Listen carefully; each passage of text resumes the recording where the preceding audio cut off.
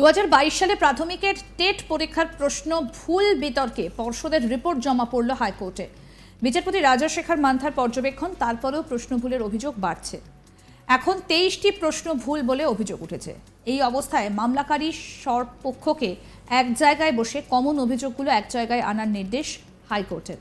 সেক্ষেত্রে তার অভিযোগের সপক্ষে যে সব বই বা নথি আছে সেগুলো এক জায়গায় এনে একটা তালিকা করে সেই তালিকা পর্ষদকে দিতে হবে।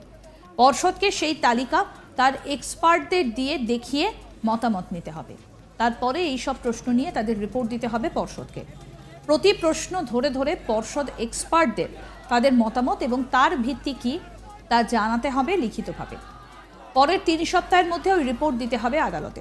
আদালত মনে করে প্রশ্ন ও উত্তর ক্ষেত্রে কোনো স্টেট জ্যাকেট ফর্মুলা হতে পারে না।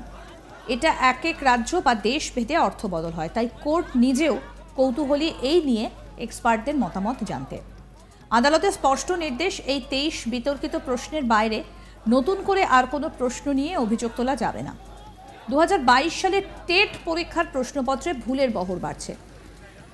প্রথমে 13, তারপর 15, পরে 21টির শেষে এবার ওই পরীক্ষার 23টি প্রশ্ন ভুল ছিল বলে দাবি করে নতুন মামলা দায়ের হলো। মোট 150 প্রশ্নের মধ্যে এতগুলি প্রশ্ন ভুল নিয়ে প্রাথমিক শিক্ষা পর্ষদের বক্তব্য জানতে চাইল হাইকোর্ট। পর্ষদের বক্তব্য, এক্সপার্টদের কাছে ওই সব প্রশ্ন পাঠানো হয়েছিল, তারা তাদের মতামত জানিয়েছিল। এবার বিচারপতি জানান, ফের এক্সপার্টদের কাছে বিতর্কিত প্রশ্নগুলো পাঠিয়ে আরও বিস্তারিতভাবে সেই সব প্রশ্নের সঠিক উত্তর কী হবে তা জানানোর নির্দেশ দেওয়া হলো।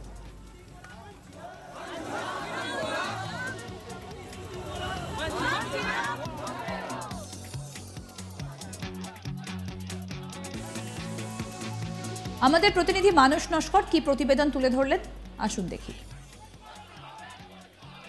2022 সালে প্রাথমিক টেট পরীক্ষায় একাধিক প্রশ্নে ভুল। রীতিমতো বিস্মিত বিচারপতি রাজাশেখর মান্থা। কলকাতা হাইকোর্টে 2022 সালে প্রাথমিক টেট পরীক্ষার যে প্রশ্ন হয়েছিল সেই প্রশ্নে 13টি প্রশ্নের ভুল ছিল বলে প্রথম মামলা দায়ের হয়। পরে ফের মামলা দায়ের হয় 15টি প্রশ্ন ভুল। পরে ফের আর এক মামলা করেন যে না 21টা। এখন সেই সংখ্যা দাঁড়িয়েছে 23টিতে। বিচারপতি রাজাশেখর মান্থা প্রতিদিন এরকম নতুন নতুন প্রশ্ন ভুলের অভিযোগে মামলা দায়ের হওয়ায় রীতিমতো ক্ষুব্ধ। বিচারপতি রাজাশেখর মান্থা জানিয়েছেন, আর নতুন করে কোনো প্রশ্ন ভুলের অভিযোগের মামলা গ্রহণ করা হবে না।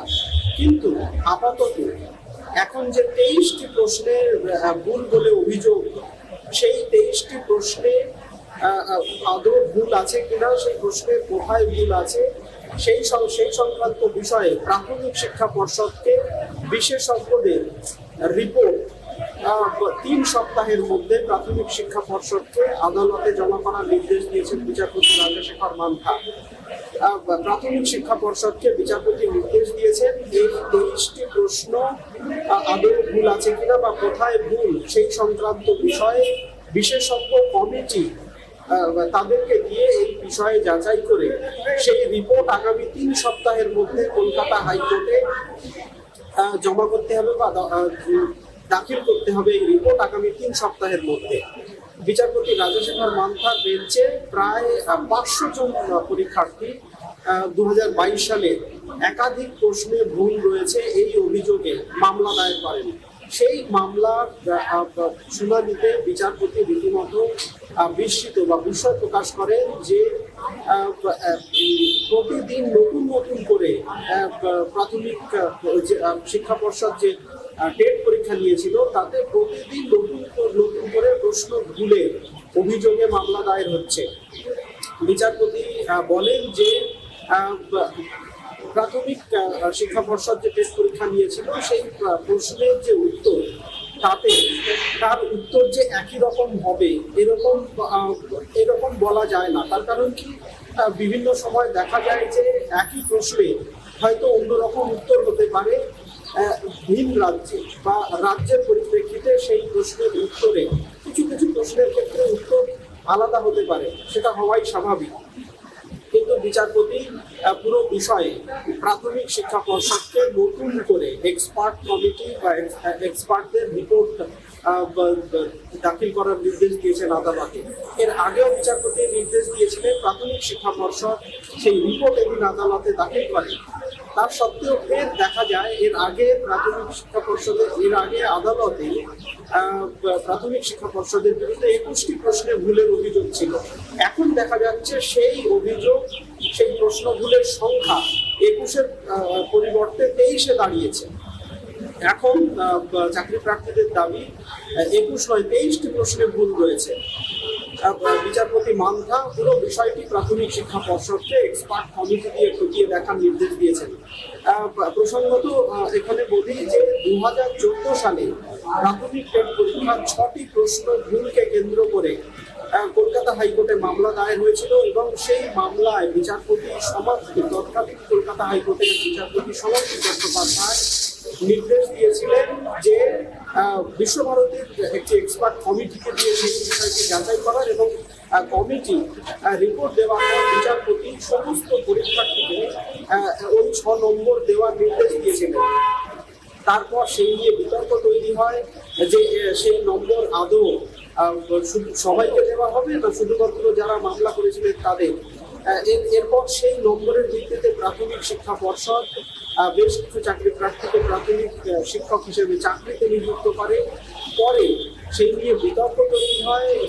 এখন পুরো বিষয়ে সিবিআই তদন্ত চলছে।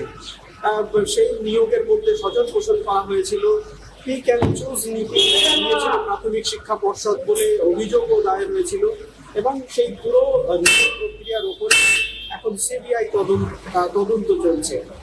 ইতিমধ্যে ফের 2022 সালের টেট পরীক্ষা নিয়ে প্রায় 23টি প্রশ্নে ভুল রয়েছে এই অভিযোগে কলকাতা হাইকোর্টে দায়ের হয়েছে মামলা এবং সেই মামলায় বিচারপতি রাজাশেখর মান্থা এক্সপার্টদের বিশেষজ্ঞদের কি মতামত, এই প্রশ্নের উত্তর বা প্রশ্ন কোথায় ভুল আছে, আদৌ ভুল আছে কিনা বিশেষজ্ঞদেরকে তা পুরো বিষয়টি খতিয়ে দেখে রিপোর্ট দেওয়ার নির্দেশ দিয়েছেন আগামী 3 সপ্তাহের মধ্যে।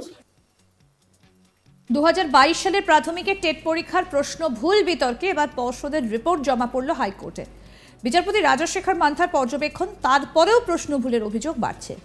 এখন 23টি প্রশ্ন ভুল বলে অভিযোগ উঠেছে। আর এই অবস্থায় মামলাকারীর সব পক্ষকে এক জায়গায় বসে কমন অভিযোগগুলো এক জায়গায় আনার নির্দেশ হাইকোর্টের।